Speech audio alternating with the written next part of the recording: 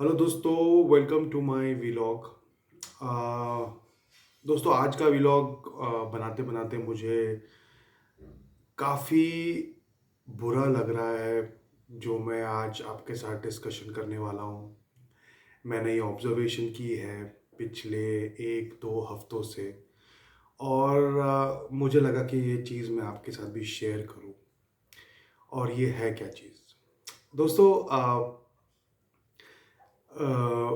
पिछले 2 हफ्ते पहले सडनली एक न्यूज़ बज़ क्रिएट होने शुरू हो गया कि आमिर खान ने फ़िल्म झुंड, जो नागराज मंजुले जी की फ़िल्म है झुंड, उसको लेके एक पर्टिकुलर टिप्पणी की है। और टिप्पणी क्या की है कि उनने बेसिकली ये कहा कि पिछले 20-30 सालों में जो वो प्रैक्टिस कर रहे थे फ़िल्म मेकिंग में और फ़िल्म बिज़नेस में, जो प्रैक्टिसेस उनकी चल रही थी, जो वो सीख रहे थे, समझ रहे थे, वो सब एक तरफ, और जो ये फ़िल्म है, वो एक तरफ। मतलब ये जो फ़िल्म है, ये उससे पार चली गई है। मतलब वो 20-30 साल का जो उनका अनुभव है, जो बॉलीवुड कर रहा है, वो सब बेकार है।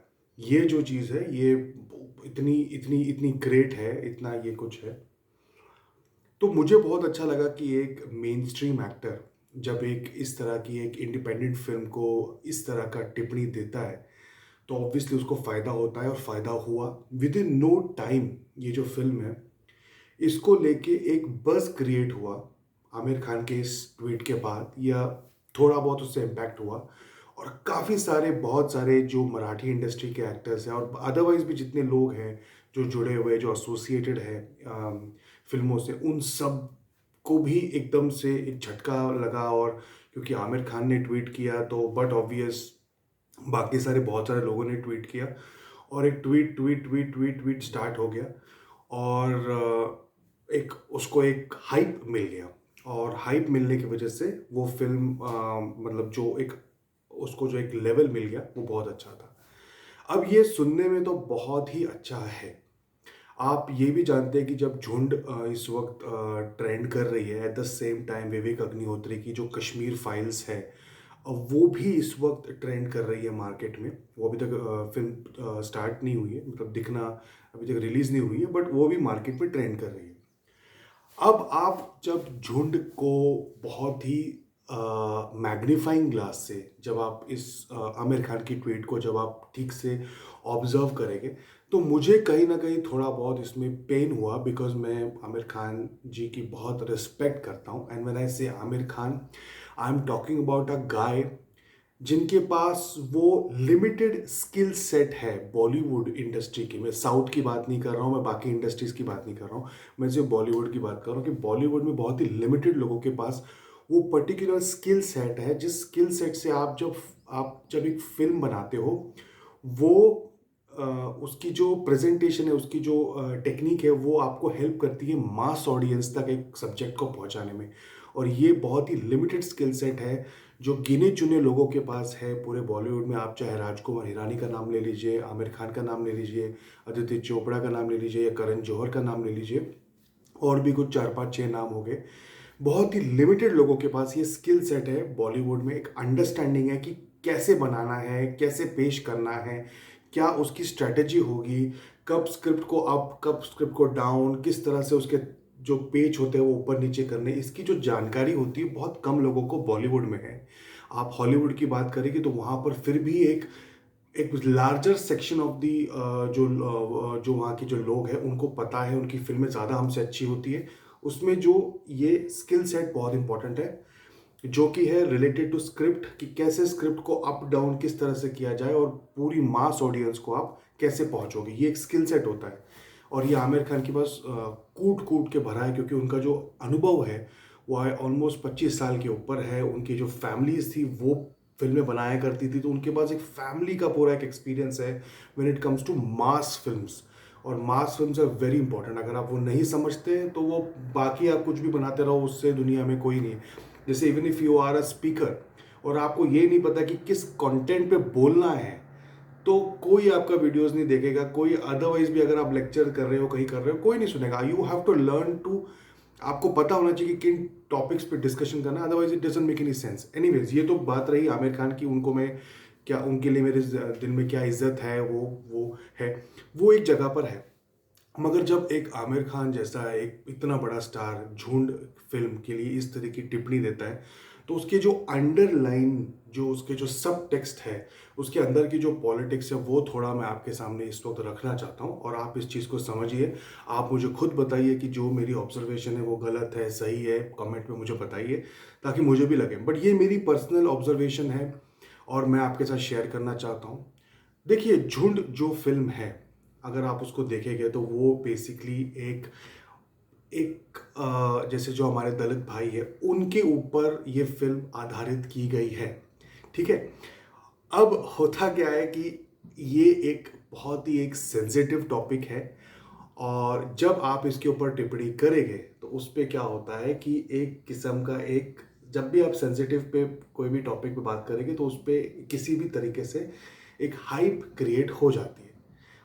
अब आप देखिए कि आमिर खान ये बार बार करते हैं। जब इजराइल के प्राइम मिनिस्टर आए थे इंडिया, तो उनने, वो कुछ एक्टर्स में थे जो कभी बॉदर नहीं किया उनसे मिलने के लिए। क्यों? क्योंकि उनकी बहुत बड़ी एक कम्युनिटी है जो गल्फ में, जो मुस्लिम कंट्रीज में है, उनकी बहुत बड़ी कम्युनिटी जो उनको फॉलो करती है। अगर वो इजराइल के प्राइम मिनिस्टर के साथ खड़े रहेंगे तो बुरा लगेगा। वहीं जब वो टर्की जाते हैं तो आप सोचिए कि इसराइल तो वो कंट्री है जिसने हमें बहुत, हमारा एक क्लोज एलाई है, जो जो हमें कारगिल वॉर में जिसने हमें सपोर्ट किया, जिसकी वजह से शायद हम लोग वो जो वॉर जीते तो बोल नहीं सकता हूँ, बट हमने लड़ा, उसके लिए हमारे पास हथियारों की बहुत कमी थी।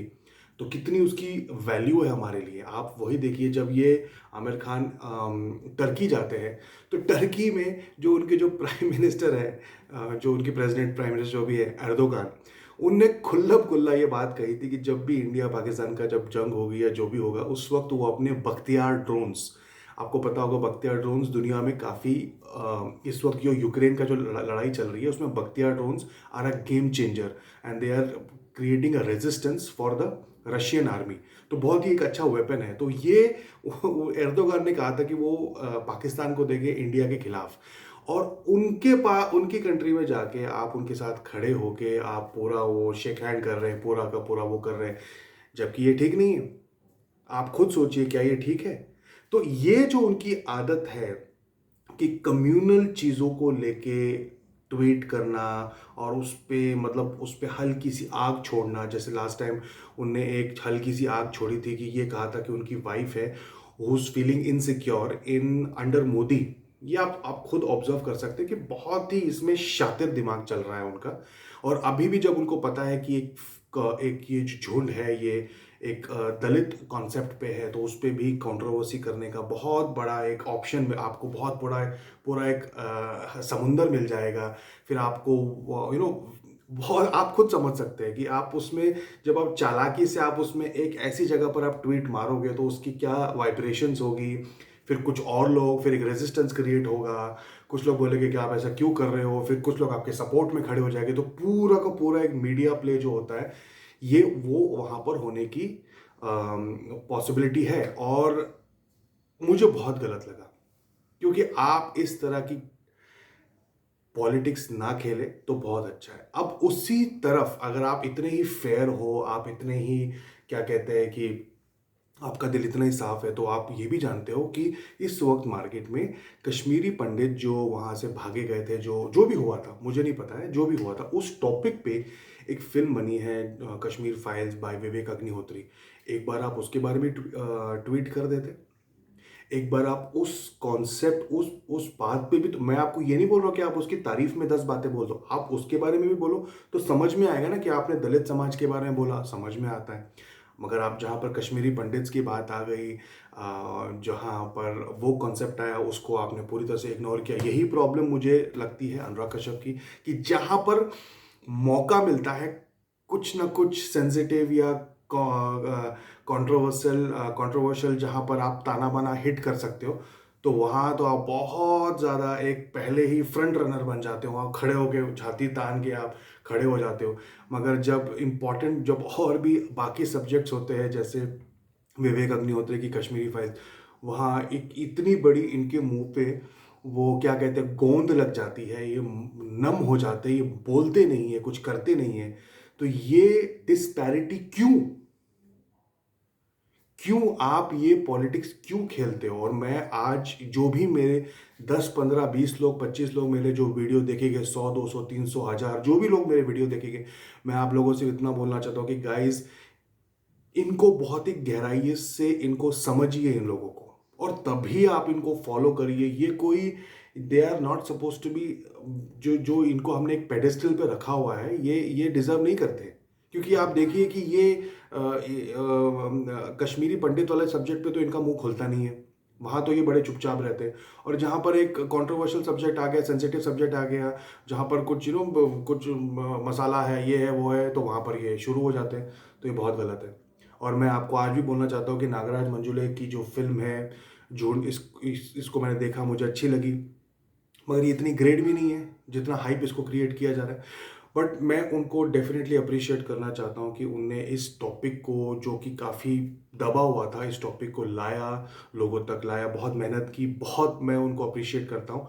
बट मैं एट द सेम टाइम जो कश्मीरी पंडित वाला जो कॉन्सेप्ट है उसको भी मैं बहुत ज़्यादा अप्रिशिएट करता हूँ कि विवेक अग्निहोत्री जी ने उस टॉपिक को लाया है सेंटर लाइट तक, उसको लाया है एक एक, एक, एक जहाँ पर उसको एक इंटरनेशनली हम उस पॉइंट को लेके जा सकते हैं। इवन मतलब उसकी जो पूरा जो बाहर के जो लोग हैं जिनको शायद उसका थोड़ा बहुत अंदाज़ा नहीं है वहाँ पर क्या हुआ था, वहाँ तक ये फिल्म ट्रैवल करेगी और बताएगी कहानियाँ कि वहाँ पर क्या हुआ था, जो कहानियाँ दबी हुई थी।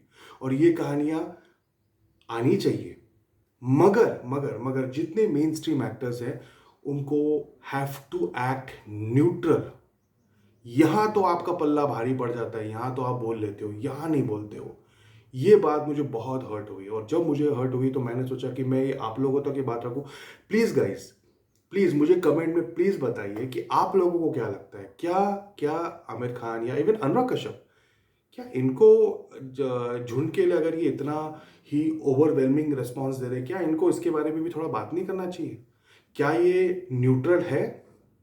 मैं आपसे पूछता हूँ, क्या इनमें न्यूट्रलिटी है, या ये बायस है, या ये पिक करते हैं ऐसे सब्जेक्ट्स को जो कंट्रोवर्शियल, जो राखी सावंत वाला जो कॉन्सेप्ट है कि ऐसी ऐसी चीज़ों को पिक करो जिससे अटेंशन ग्रैबिंग का हो जाए, कि क्या ये वो तो नहीं कर रहे?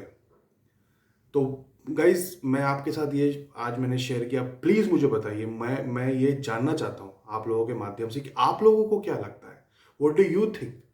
क्या मेरी ऑब्जर्वेशन बेकार है, या मेरी ऑब्जर्वेशन करेक्ट तो नहीं बोल सकते, बट क्या ये एक रियलिटी है कि पिक किया जा रहा है सब्जेक्ट्स को, कि नहीं नहीं, ये तो मैं, इसको तो मैं बताऊंगा, इसको तो मैं नहीं बताऊंगा। जैसे जब अफ्रीका में लोग मरते हैं तो किसी को कोई फर्क ही नहीं पड़ता है, वो अफ्रीका में लोग मर रहे हैं। अब जब यूक्रेन जो कि यूरोप के नज़दीक है, तो वहां पर अब इनको समझ में आ रहा है कि हमें सपोर्ट चाहिए। ये इंडिया से सपोर्ट मांग रहे हैं, ये पाकिस्तान से सपोर्ट मांग रहे हैं, हर कंट्री से सपोर्ट मांग रहे हैं अगेंस्ट रशिया। मगर जब इनका, क्योंकि इनके साइड का कोई मर रहा है, मगर जब इन अफ्रीका के साइड का जब कोई मरता है, या अफ्रीका छोड़ो, जब हमारे कश्मीर में हमारे जवान मरते हैं या जो भी, तब ये सोते रहते हैं, तभी आपको डेमोक्रेसी का भाषण देते रहते हैं। तो गाइज, प्लीज़ मैंने आपसे रिक्वेस्ट किया, प्लीज़ इस पर थोड़ा सा आपका अध्ययन डालिए, इस मैटर पे।